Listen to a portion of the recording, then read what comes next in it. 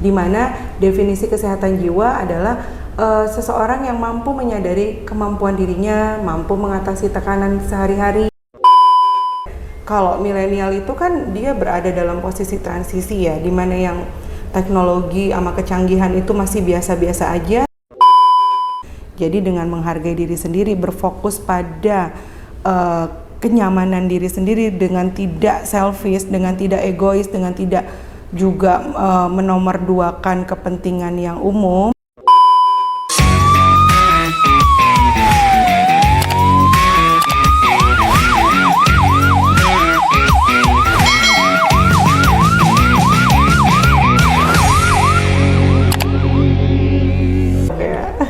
Sip.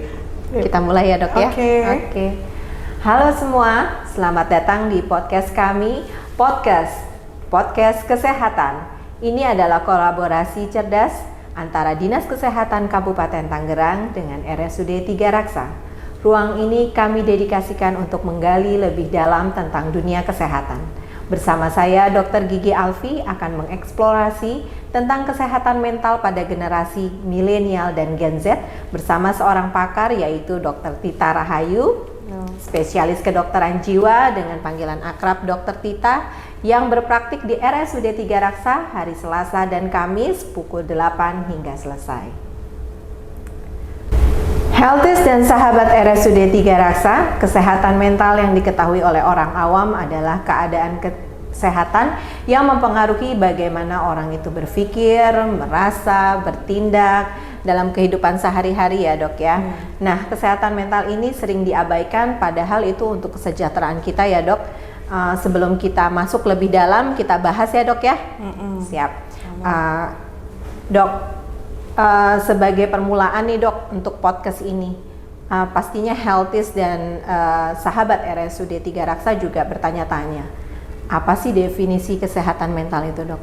Oke, terima kasih Dr. Alfi. Jadi di sini saya mau menjelaskan mengenai definisi dari kesehatan mental. Mungkin kita beranjak dari Undang-Undang Nomor 18 Tahun 2014 tentang Undang-Undang Kesehatan Jiwa, di mana definisi kesehatan jiwa adalah seseorang yang mampu menyadari kemampuan dirinya, mampu mengatasi tekanan sehari-hari, sehingga dapat produktif dan dapat memiliki kontribusi dalam komunitas atau lingkungan sekitarnya. Oke, jadi Dr. Alfi, sebenarnya definisi kesehatan jiwa itu ada dua definisi yang saya ambil di sini. Yang pertama itu dari Undang-Undang Kesehatan Jiwa Nomor 18 Tahun 2014 dan dari WHO. Tadi Dr. Alfi kan mengenai kesejahteraan, itu memang lingkupnya lebih besar. WHO menjelaskan bahwa kesehatan jiwa itu adalah kondisi di mana seseorang tuh sehat dan bahagia. Jadi kalau sehat dan bahagia artinya sehat secara fisik dan bahagia secara psikis ya kan. Nah kalau udah sehat dan bahagia dia mampu tuh menghadapi tantangan-tantangan hidup. Kemudian dia juga mampu menerima orang lain dengan apa adanya dan tentu bersikap positif terhadap dirinya sendiri dan orang lain. Tapi di Indonesia definisi kesehatan jiwa sendiri itu dituangkan dalam Undang-Undang Nomor 18 Tahun 2014 tadi. Definisinya ada 4, yaitu yang pertama dia itu mampu menyadari kemampuan diri, mampu mengatasi tekanan-tekanan sehari-hari, kemudian dia produktif dan mampu berkontribusi positif terhadap lingkungannya. Oh, gitu ya dok ya. Baik dok. Itu tadi tentang definisi kesehatan mental ya dok. Sekarang kalau definisinya untuk ini dok, generasi milenial dan generasi Gen Z itu sendiri dok, apa ini ceritanya nih mau ke arah Gen Z dan milenial ya? Iya dok, jadi biar kita tuh pernah menonton itu juga tahu apa sih definisinya masing-masing nih dok. Sebenarnya istilah Gen Z dan generasi milenial itu mengacu pada generasi yang memiliki tahun kelahiran tertentu. Jadi generasi milenial tuh mereka-mereka yang lahir di tahun 1981 sampai 1996. Jadi kalau misalnya kita bisa ambil rata-rata tahun, mereka sekarang berusia 28 sampai 43 tahun. Kalau Gen Z itu yang lahir antara 97 sampai 2012. Jadi rentang usia 12 tahun sampai 27 tahun.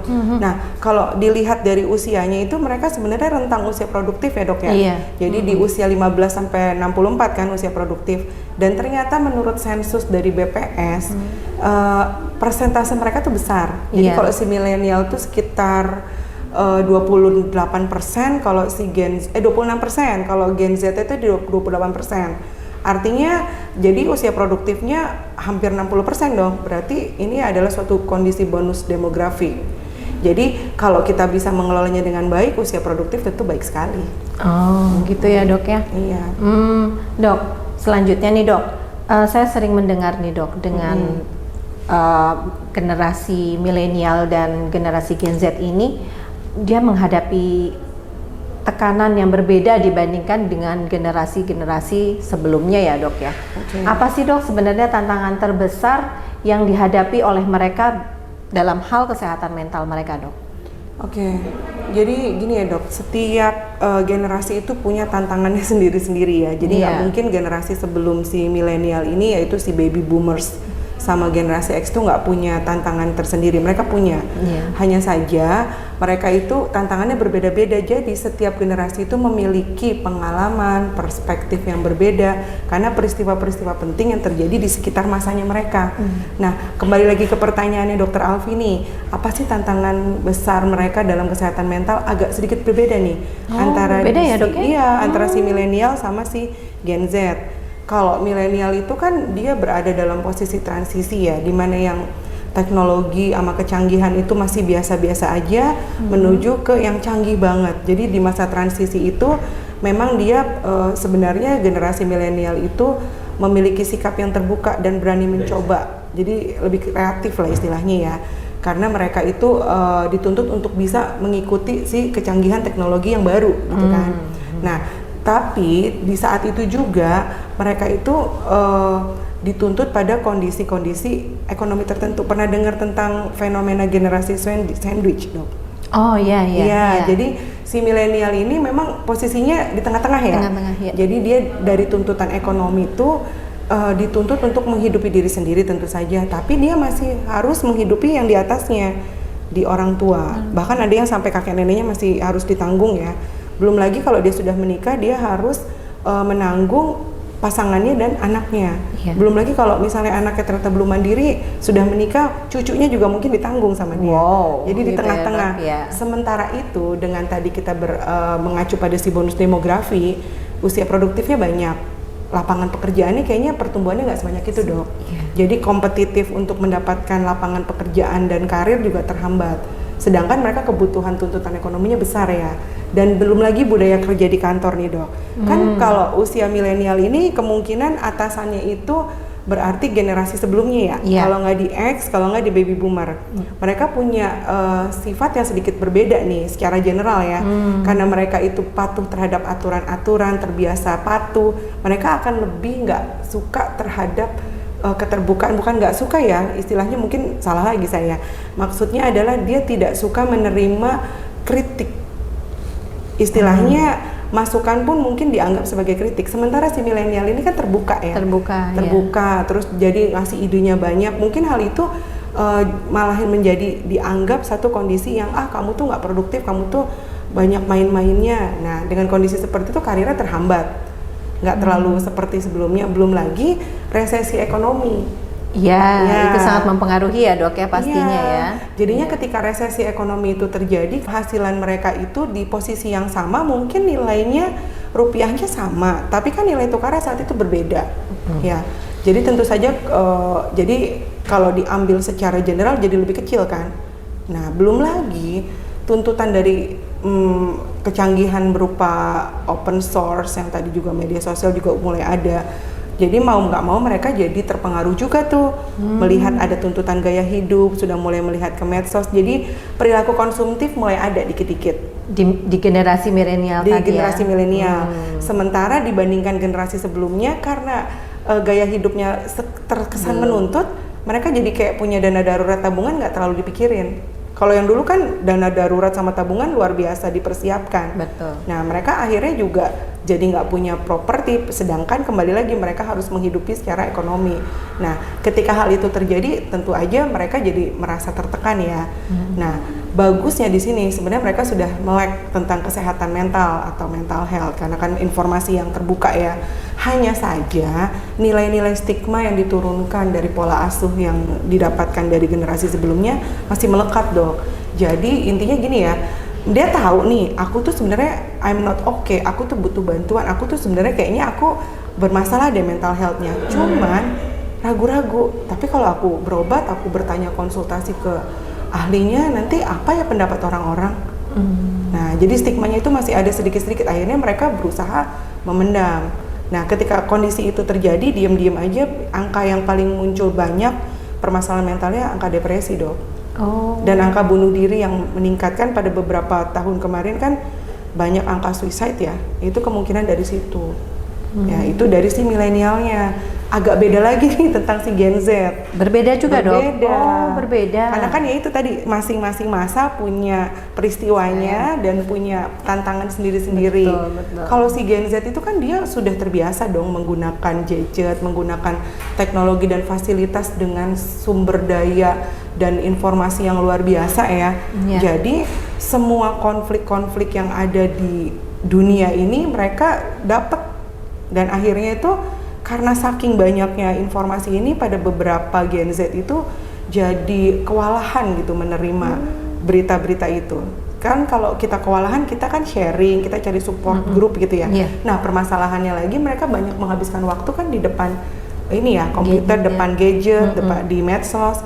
Interaksi sosialnya sih banyak, tapi online. Beda kalau interaksi sosial secara yang offline, yang langsung, itu akan keterlibatan intimasi, keterlibatan emosi, dukungan sosial secara emosional dari orang sekitar itu berbeda. Kalau di online kan kita nggak tahu kita bicara apa, orangnya sebenarnya lagi berpikir dan bersikap atau berpikir apa, kita nggak tahu ya. Jadi itu keterbatasannya, jadi mereka bingung sendiri, Dok. Sedangkan mereka mandiri, balik lagi bingung kan, mandiri cari-cari. Jadi ada lagi namanya cocokologi ya. Cocokologi, Dok. Kayaknya sih kita begini deh, kayaknya aku begini, wah jangan-jangan aku bipolar. Aduh, mendiagnosa sendiri. Iya. Aduh saya begini, jangan-jangan saya NPD. Aduh gimana ya ini, gimana, bingung kan mereka. Nah, akhirnya apa? Karena kembali lagi mereka terlalu mandiri, akhirnya mereka berusaha mengobati sendiri dengan si cocokologi itu. Bisa salah ya. Kalau misalnya mereka underdiagnose, jadinya mereka nggak teratasi dengan cepat. Jadi mereka santai-santai, aku nggak terlalu begini, padahal sebenarnya dia sudah mulai harus dapat pengobatan. Atau dia overdiagnose. Jadi dia datang ke dokter kemana-mana. Aku GERD, jangan-jangan aku tumor lambung, padahal sebenarnya dia cemas. Atau dia, aduh aku cemas nih, ke dokter ini, enggak kamu tuh nggak cemas, kamu tuh hanya gini-gini. Oh nggak percaya, jadi dia di shopping dokter. Jadi penata laksana juga nggak tepat ya. Jadi ada baiknya memang kalau sudah merasa ada permasalahan dengan kesehatan mentalnya, memang harus langsung berkonsultasi sih, Dok. Itu permasalahan di Gen Z. Ya, jadi self diagnose ya. Dan jadi mereka rata-rata sih angka disordernya lebih ke arah gangguan cemas. Kecemasan ya, Dok ya. Oke, jadi Dok, maksudnya tuh generasi milenial dan Gen Z ini pasti mengalami gangguan kesehatan mental, maksud dokter gitu? Nggak juga, Dok, karena kan kembali lagi di dalam kehidupan ini kan manusia berhadapan dengan lingkungan eksternal atau luar. Lingkungan eksternal itu mengalami perubahan berbagai macam, itu kan yang dinamakan stresor. Jadi ketika seseorang berhadapan dengan stresor, itu tergantung dari diri dia sendiri. Apakah menganggap si stresor ini sebagai stres yang bersifat negatif, artinya nanti jadi distres, jadi panik, cemas dan lain-lain, atau justru dia menjadikan si stresor itu sebagai suatu kesempatan untuk men-challenge atau menantang diri dia sendiri untuk menjadi lebih baik atau untuk mempersiapkan dirinya lebih baik. Nah, itu kan kembali pada diri dia sendiri. Berarti tergantung mekanisme coping. Mekanisme coping itu artinya adalah bagaimana cara-cara dia menghadapi problematika secara sadar, dan mekanisme defense mechanism atau yang namanya secara asadar. Contohnya gini, kalau ada masalah, ada yang tiba-tiba ngambek, itu kan namanya kayak anak kecil. Itu namanya tantrum ya. Nah, jadi itu namanya defense mekanisme yang nggak mateng. Kemudian secara mekanisme coping, kalau ada yang lagi kondisi tertekan, ada yang secara sadar langsung mengistirahatkan diri, terus mempersiapkan lagi buat besok, itu mekanisme coping yang positif. Tapi ada juga yang akhirnya jadi lari ke narkoba, atau lari jadi ke ngebut-ngebutan, ya itu kan jadi nggak produktif. Itu juga salah satu mekanisme coping yang tidak baik. Nah, hal itu semua dipengaruhi tentu saja masing-masing orang itu berbeda, karena tergantung bio, psiko, religi, kultural. Jadi bio itu artinya biologis, genetik, keturunan. keturunan. Iya, jadi kalau dalam keturunan itu memang permasalahan mental health itu mau nggak mau dia memiliki faktor resiko. Tapi tentu saja, misalnya ada satu anggota keluarga yang memiliki gangguan kesehatan mental, nggak semuanya kok anak-anaknya atau keturunan di bawahnya mengalami gangguan. Jadi tergantung apa? Tergantung yang kedua itu adalah psiko itu yang tadi psikologisnya, mekanisme copingnya, defense mekanismenya yang terbentuk dari pola asuh yang baik. Ya, kan beda dong kalau ada anak yang dibesarkan dengan pola asuh yang tertekan sama pola asuh yang dibiarkan dia berkembang. Terus dia juga bagaimana pengalaman selama dia hidup tuh melihat keluarganya atau orang-orang di lingkungan sekitarnya menghadapi problematika hidup. Nah itu dia kan akan mengadop dan membentuk jadi mekanisme coping. Kemudian bagaimana budaya-budaya di sekitarnya menampilkan cara-cara tertentu untuk menghadapi permasalahan. Kemudian bagaimana pemahaman terhadap nilai agama, bukan kepatuhan ya dok, tapi pemahaman nilai agama. Jadi sering disalahartikan kalau orang yang benar-benar rajin ibadahnya itu pasti oke. Tapi pemahaman tentang nilai agama, tentang bagaimana kita harus saling tolong menolong, saling berempati, itu sih dok. Yang jadi membuat seseorang itu menghadapi problematika hidup itu berbeda. Jadi ya nggak semuanya milenial sama Gen Z itu memiliki masalah kesehatan mental. Kesehatan mental ya dok ya. Baik dok. Tuh. Selanjutnya nih dok, terkait dengan media sosial, boleh ya dok ya? Sekarang ini kan ya sangat dipengaruhi dengan kehidupan kita sehari-hari ya. Jangankan generasi milenial dan Gen Z, kita juga sudah ayo aja media sosial ya. Menurut dokter kita milenial ya, kita milenial. Dokter mungkin ya. Oh iya, saya Gen Z. Iya, bukan, saya lebih atas lagi nih dok. Iya. Gitu nih dok. Gen X ya, saya ini masih masuknya ke Gen X nih dok. Gen X, ya. oke. Gimana nih dok pengaruh media sosial terhadap kesehatan mental? Karena topik kita tentang generasi milenial dan Gen Z ya, terhadap mereka dok. Gimana dok? Jadi sebenarnya media sosial ini juga ya kan sering ada istilah memiliki dua mata pisau gitu ya. Dalam artian ada positifnya, pasti ada negatifnya juga. Betul. Nah kalau positifnya sih sebenarnya untuk perkembangan pendidikan, pengembangan diri itu tuh bagus banget ya.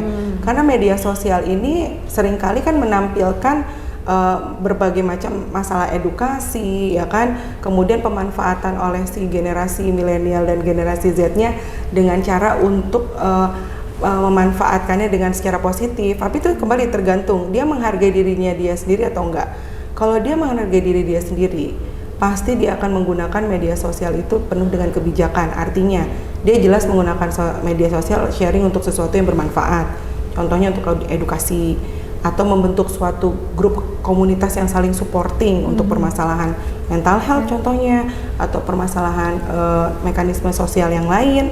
Kemudian dia juga bisa untuk mengembangkan pertemanan, mengembangkan skill.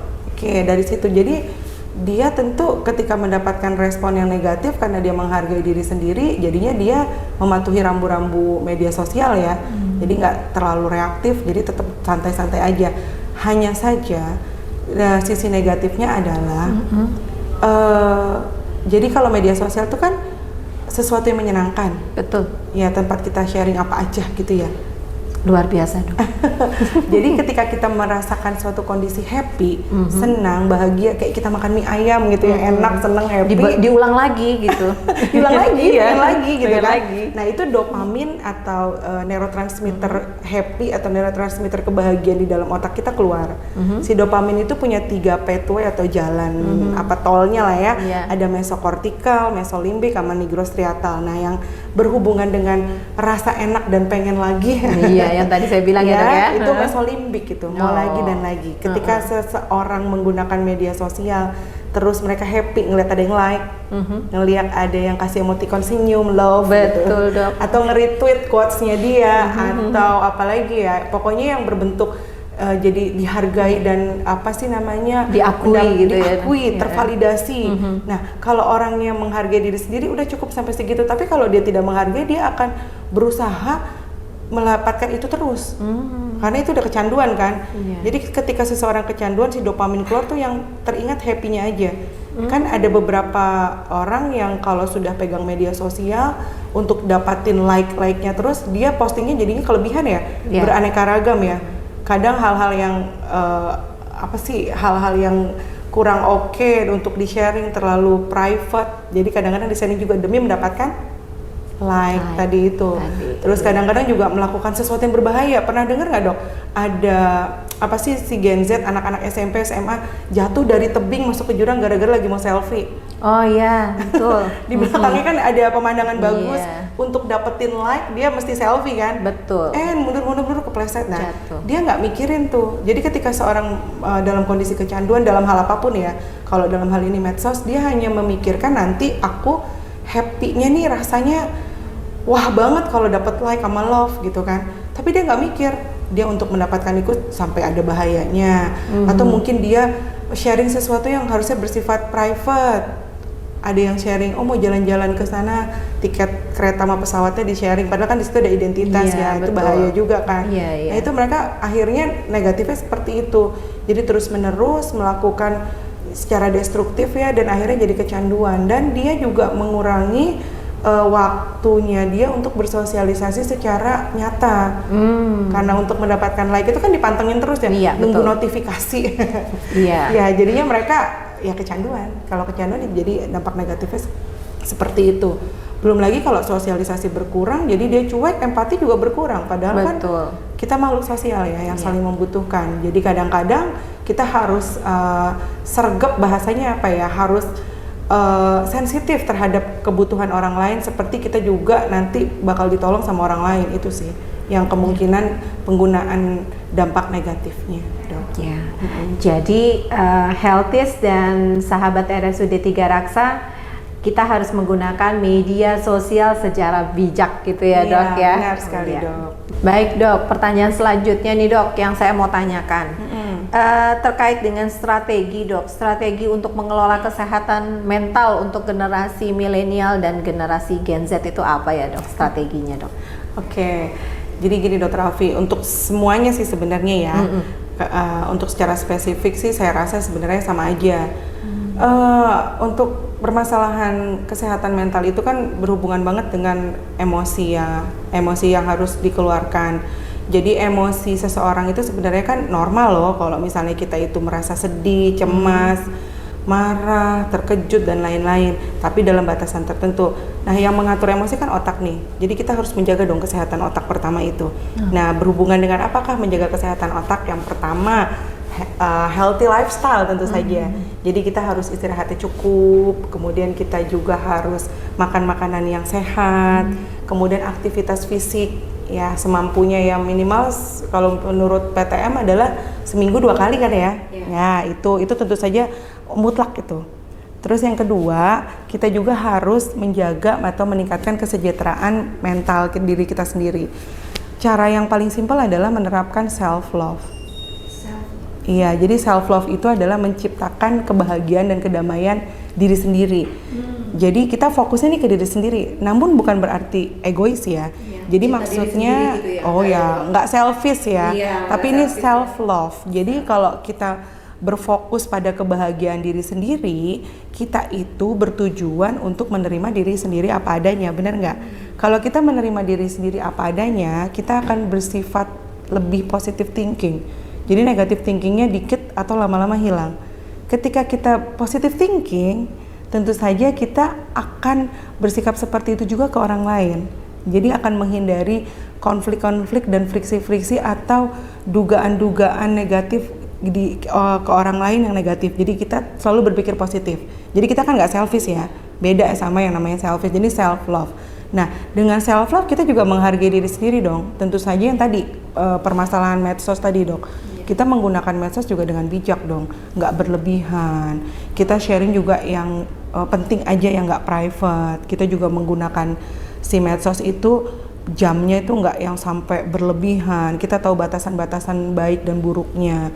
Tidak berespon berlebihan juga di dalam medsos. Kalau ada yang nyenggol-nyenggol atau ngajakin gimana, nah dia karena menghargai diri sendiri, ngapain sih aku marah, kan aku ini nggak bagus seperti ini, jadi dia mengerti gitu. Kemudian kita harus juga meningkatkan aktivitas di luar medsos itu, jadi jangan di depan internet aja, kita harus banyak meningkatkan aktivitas offline. Kenapa? Karena dengan aktivitas offline kita ketemu orang banyak, keterikatan emosional sama dukungan suportif dari lingkungan sekitar itu akan mudah didapatkan kalau kita ada apa-apa, bener ya? Kemudian kita juga bisa melatih bagaimana cara bersyukur setiap hari.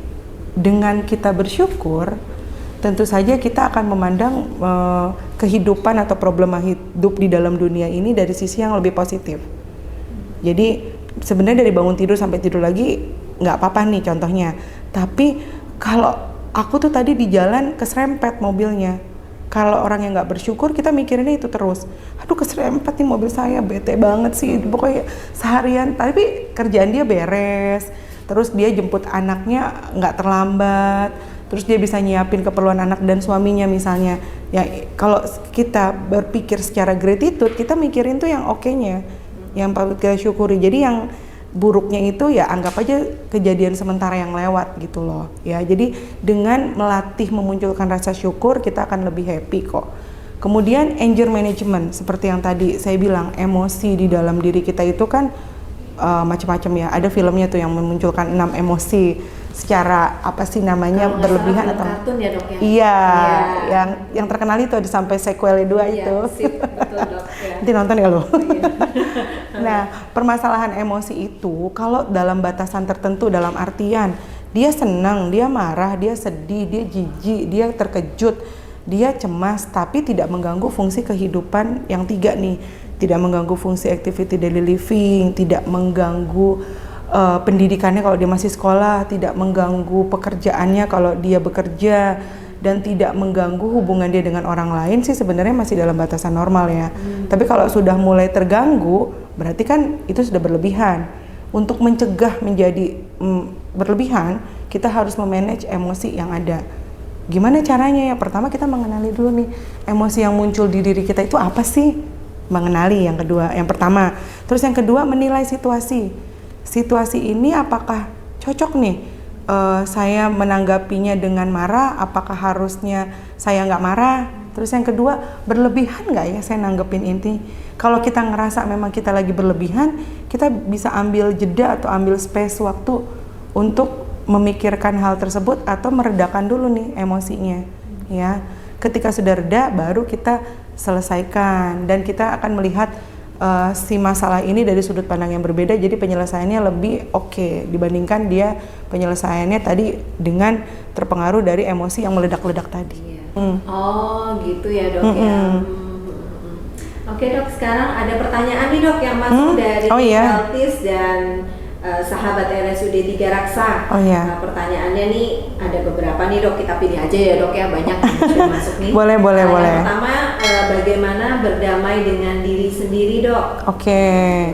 Ini pertanyaannya masih general banget ya. Iya. Maksudnya berdamai dengan diri sendiri itu berarti kemungkinan Anda belum mengenali diri sendiri nih. Jadi memang kan untuk bisa memanage semua emosi yang ada, tentu kita harus tahu dong keterbatasan sama kelebihan. Manusia itu pasti punya loh kelebihan, tapi punya juga keterbatasan. Nah, kita harus tahu dulu nih keterbatasan diri kita apa, kelebihan kita apa, baru kita manage. Kalau keterbatasan kita isi dengan sesuatu hal yang positif biar dia keterbatasannya berubah jadi kelebihan. Nah, kelebihan itu kita pergunakan untuk hal yang positif. Nah, berdamai dengan diri sendiri itu maksudnya gimana ya? Apa dia merasa belum menerima diri sendiri, masih butuh konsul kayaknya ya. Tapi sih seharusnya ini prinsip self love yang tadi bisa kita terapkan ya. Jadi dengan menghargai diri sendiri, berfokus pada kenyamanan diri sendiri, dengan tidak selfish, dengan tidak egois, dengan tidak juga menomorduakan kepentingan yang umum ya. Jadi diterapkan aja tuh. Jadi dia harus mengenali dulu lah yang pertama tentang kelebihan dan kekurangan diri. Terus menghargai kelebihannya, memaklumi kekurangannya, dan terbuka terhadap masukan dari orang lain gitu.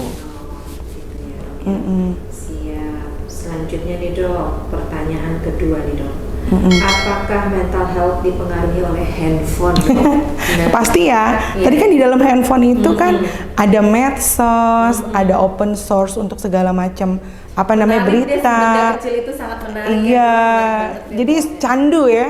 Tadi balik lagi ke kecanduan itu kan. Kalau kita menggunakan si handphone itu untuk sesuatu yang benar, maksudnya dengan kebijaksanaan. Tahu nih, oh handphone tuh dipakai untuk bekerja. Oh aku kasih waktu nih untuk open source atau bermedsos berapa jam gitu kan. Memang ada WHO tuh menyarankan untuk screen time tertentu pada usia-usia tertentu ya. Jadi kalau misalnya masih di usia 2-5 tahun tuh cuman boleh 1 jam dengan pengawasan.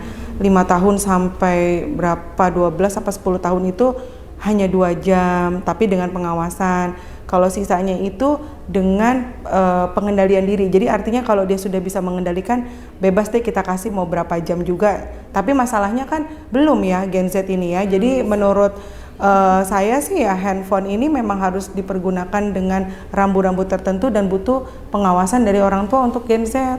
Kalau milenial itu penuh dengan kesadaran diri dan menghargai waktu dan menghargai diri sendiri. Begitu. Jadi ngaruh banget memang ke mental health. Karena jatuhnya kalau udah kecanduan kan macem-macem. Iya. Jadi jatuhnya dia akan selalu merasa cemas kalau nggak pegang handphone. Kemudian juga kalau udah kecanduan tuh yang namanya pusat emosi di limbik bisa meningkat, hiperaktif, jadinya dia agresif, mudah tersinggung, itu bisa. Iya, jadi memang harus dikaji lebih lanjut, datang konsultasi aja ya.